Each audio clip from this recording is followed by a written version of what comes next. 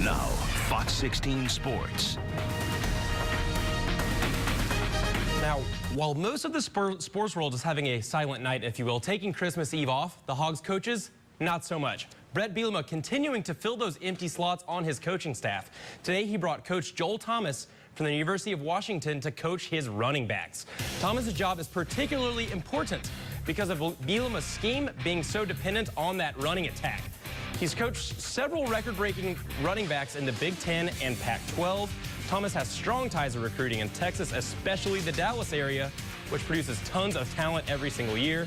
He's also spent time working with new Hogs offensive coordinator, Jim Chaney, where they both were at Purdue. So let's check out what he's done so far. He has been at Washington since '09, where he has coached a 1,000-yard rusher each and every season.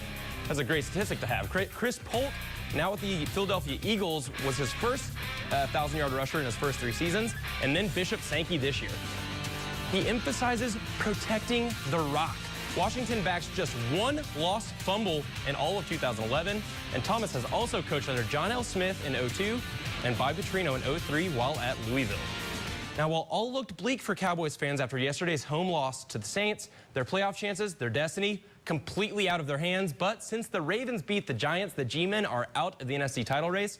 Merry Christmas, Cowboys fans. This is why that's a big deal. It sets up a winner-take-all NFC East championship where the Cowboys play the Redskins next week. Because of a very convoluted, mind-boggling tiebreaker situation, which I will break down for you, the Cowboys win, they are in the playoffs. So stay with me here. This is kind of crazy. Keep in mind, this is only if the Cowboys win. The Redskins and the Cowboys will both be 9-7 and 1-1 against one another.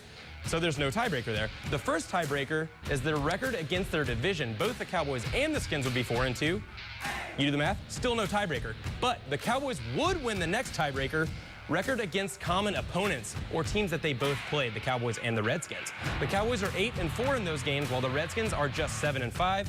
So that would give the Cowboys the crown and the 4 seed in the playoffs. Head coach Jason Garrett says it's games like next weekend that they live for. We're a very forward-looking operation around here, and we want to correct some of the things that happened in the ball game, certainly, and build on the positive things that happened in the ball game. But we have to look forward to this game, and we're excited to do that.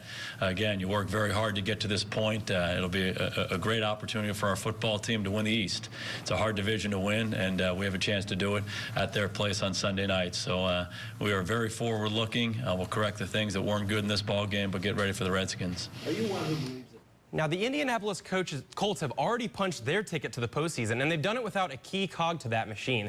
Head coach Chuck Pagano has been on leave since October while battling leukemia. Well, he beat that disease, and now he hopes to win a few more battles when his team goes to the playoffs. Today, he got back to work, taking the keys back from interim coach Bruce Arians, who Pagano says did a, quote, masterful job.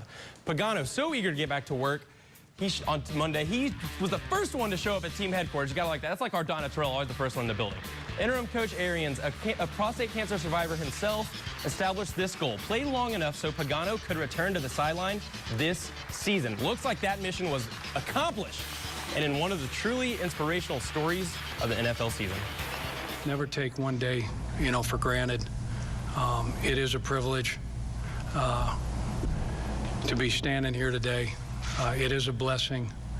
I'll go about, my business, as a football coach and those type of things in the same manner. But what I asked the guys to do was to, every day that they walk in this door, the same way our coaches do and the same way I'm going to do is I'm going to work as hard as I can, and take advantage of this great opportunity.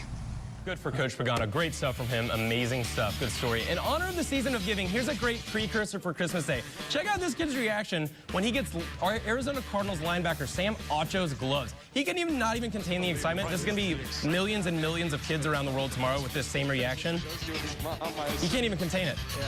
Can't even contain it. Had to run up the stairs, show his mom, celebrate, still celebrating. Can't even, got to run back down the stairs now. There's the lucky, the giver, the Santa Claus before Christmas. What an early Christmas present. It's good stuff. So nice. And I've seen it dozens of times and it just didn't get old yet. It just melts your heart, I know. doesn't Tomorrow it? morning it's going to be me, probably you too.